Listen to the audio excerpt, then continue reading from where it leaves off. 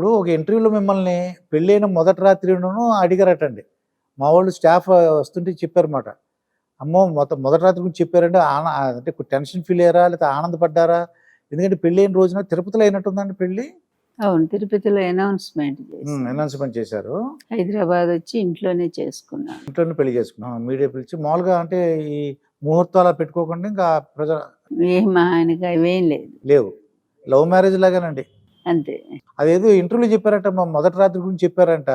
నేను స్టన్ అయిపోయాను. అంటే కొద్దిగా టెన్షన్ ఉంటది. ఎందుకంటే అంత మహానుభావుడు నన్ను పెళ్లి చేసుకోవడానికి ఉండుంటది టెన్షన్‌లో మేడం గారు అని చెప్పాను నేను.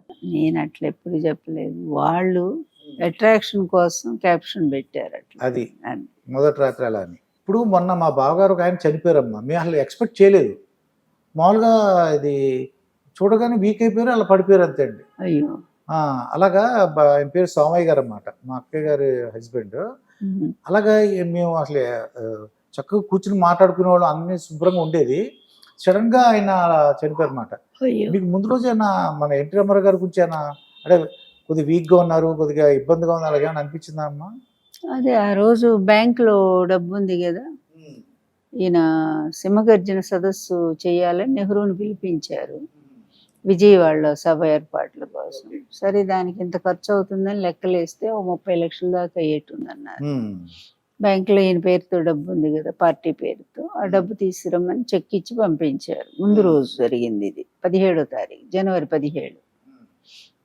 ఈయన వెళ్తే ఇది వార్త వాళ్ళు బ్యాంకు వాళ్ళు చంద్రబాబు అప్పుడు ముఖ్యమంత్రి కదా, ఆయనకి ఇన్ఫార్మ్ చేశారు.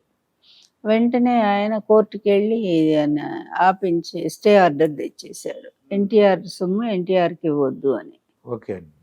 దాంతో ఆయన చాలా టెన్షన్ ఫీల్ అయిపోయారు. ఆ సాయంత్రం డబ్బు లేకపోతే మా కార్యక్రమాలు ఎలా నడుస్తాయి, పార్టీ ఎట్లా ముందుకు పోతుంది, మీటింగ్లు ఎలా పెట్టుకోవాలి అని చాలా టెన్షన్ పడిపోయారనమాట. అది ఆ టెన్షనే తెల్లవారేసరికి ఆయన హార్ట్ అటాక్ వచ్చేసింది. అంటే సుమారుగా ఎంత ఉందమ్మా డబ్బులు దాంట్లో? ఒక 2 కోట్ల ఉంటారంట. అంత కూడా లేదనుకుంటా అండి. 70-80 లక్షలు ఉండొచ్చు. 70-80 లక్షలు ఉంది. దాంట్లో 30 లక్షలు ఖర్చు పార్టీ గురించి. ఆ రోజుల్లో ఆ డబ్బు అంటే చాలా పెద్దది కదా అండి అసలు. నిజంగా అమ్మా, నేను అన్నాను కదా, కానీ ఆయన ప్రజల మనిషి అమ్మా. ఎంత అంటే ₹2 బియ్యం పెట్టారు కదా, ఎంతో గొప్పగా చెప్పుకున్నాం అప్పుడు. ఆ పేదలకి ఆ కేజీ బియ్యం తెచ్చుకుని వండుకుని ఏదో పచ్చడో మజ్జిగ వేసుకుని తినేసేవారు జనాలు. అసలు బియ్యం లేని కుటుంబాలే చాలా ఉన్నాయండి ఆంధ్రప్రదేశ్ 2 రాష్ట్రాల్లో.